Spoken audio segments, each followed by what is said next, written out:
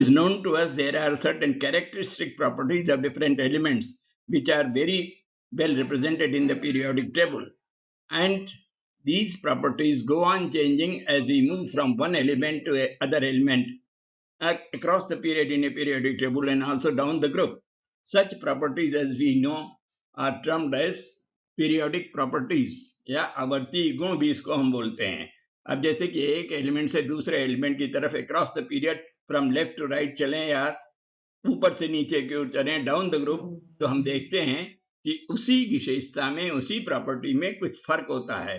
We can provide a value to it and we can mark the difference occurring when we move from one element to the other element. अब इस तरह की एक बहुत जरूरी property हम already पढ़ चुके हैं और वो प्रॉपर्टी है ionisation enthalpy.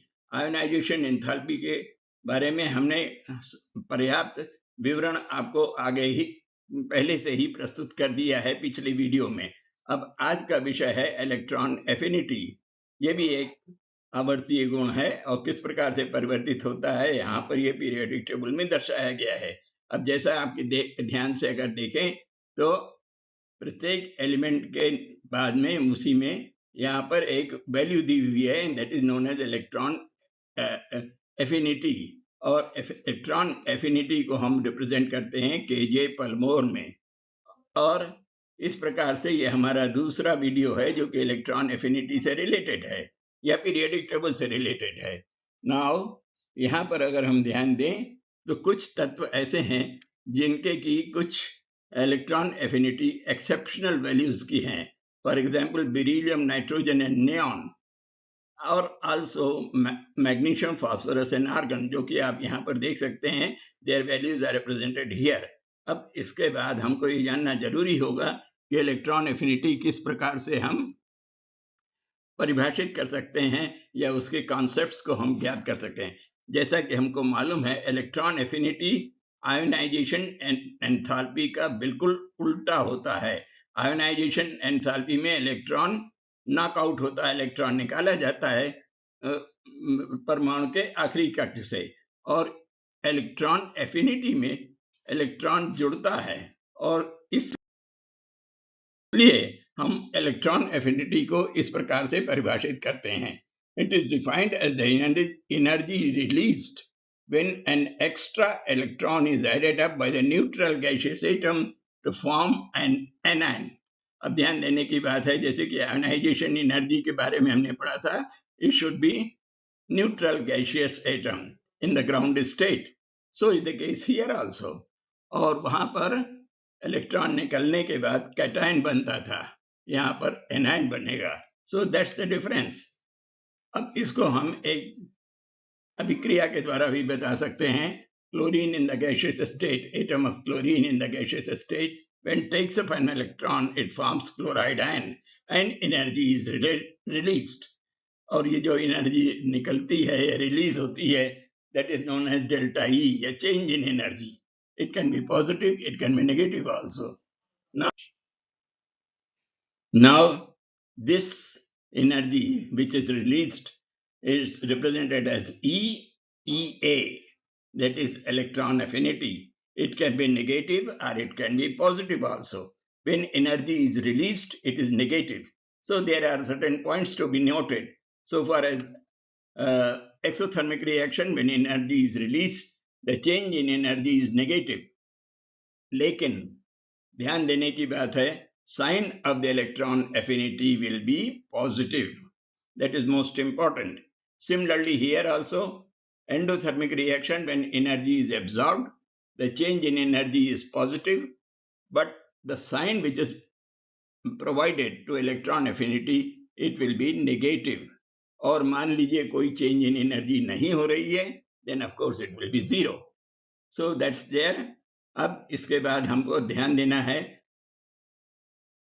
Trend in variation of electron affinity. Electron affinity में अक्रॉस द पीरियड और डाउन द ग्रुप किस प्रकार से परिवर्तन होता है.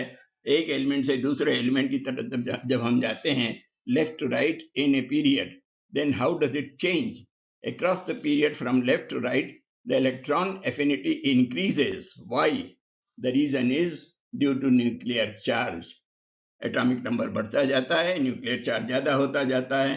Thus for halogens, halogen means seventh period. Halogens, chlorine, bromine, iodine, etc., they are known as halogens. Electron affinity is maximum. They easily grasp the electron. Electron बड़ी आसानी से उनसे जुड़ जाता है और उसकी इलेक्ट्रॉन एफिनिटी सबसे ज्यादा होती है. अल्कली मेटल्स में, जो कि लेफ्ट हैंड साइड पर है, एस ब्लॉक के एलिमेंट्स हैं, उनके इलेक्ट्रॉन एफिनिटी सबसे कम होती है. Now therefore, electron affinity of beryllium, nitrogen, neon along with magnesium, phosphorus and argon have unexpectedly low values. जो तो मैं आपको पहले ही बता चुका हूं. Now let us have an understanding about what happens when we move from top to bottom. What happens to the electronegativity? The electronegativity decreases with increase in atomic number, and it is because of the reason that electron which is being added up to the atom of the element is away from the nucleus and therefore is loosely bound. अब electron nucleus से दूर रहेगा तो उतनी मजबूती से उसको nucleus पकड़ नहीं पाएगा, एंड हम ये कह सकते हैं कि एक ढीले प्रकार से वो जुड़ा हुआ है तो एटम के साथ, लेकिन लूजली बाउंड है. और फ्लोरीन के बारे में, फ्लोरीन और क्लोरीन की इलेक्ट्रॉन एफिनिटी विशेष रूप से हमको ध्यान देना होगा. फ्लोरीन है slightly lower electron affinity than chlorine. क्या कारण है? क्योंकि फ्लोरीन का साइज, एटॉमिक साइज बहुत कम होता है. Only 2 shells are there. Atomic number fluorine is 9 and it has only 2 shells. Hence there is a tendency of electron repulsion. Electron एक दूसरे को आकर्षित तो करेंगे ही नहीं, बल्कि जब पास पास आते हैं तो दूर हट जाते हैं, and that is known as electron repulsion, which finally results into the less evolution of energy in the formation of the fluoride ion. That is how it happens down the group. Fluoride ion, that's there. अब इसके बाद हमको विशेष रूप से ये भी देखना पड़ेगा कि जो जनरल ट्रेंड क्या है वेरिएशन का. If you proceed group wise, what is the general trend? And the general trend in variation of electron affinity group wise is halogens greater than oxygen family, greater than nitrogen family, then metals of group 1 and 3, and non-metals of group 4, metals of group 2. तो ये तो एक trend है जो कि group के एक particular group of elements को बताते हैं. Halogen, oxygen, nitrogen family, metals of group 1 etcetera. अब तो इससे हम बड़ी आसानी से बता सकते हैं that an element higher electron affinity moves the capacity to gain electron. बहुत आसान है. अगर इलेक्ट्रॉन एफिनिटी ज्यादा है तो इलेक्ट्रॉन बड़ी आसानी से जुड़ जाएगा. Thus it should have higher oxidizing power. Oxidizing power. Indeed. And then we have to learn that electron affinities of two elements decide the nature of the bond in a molecule.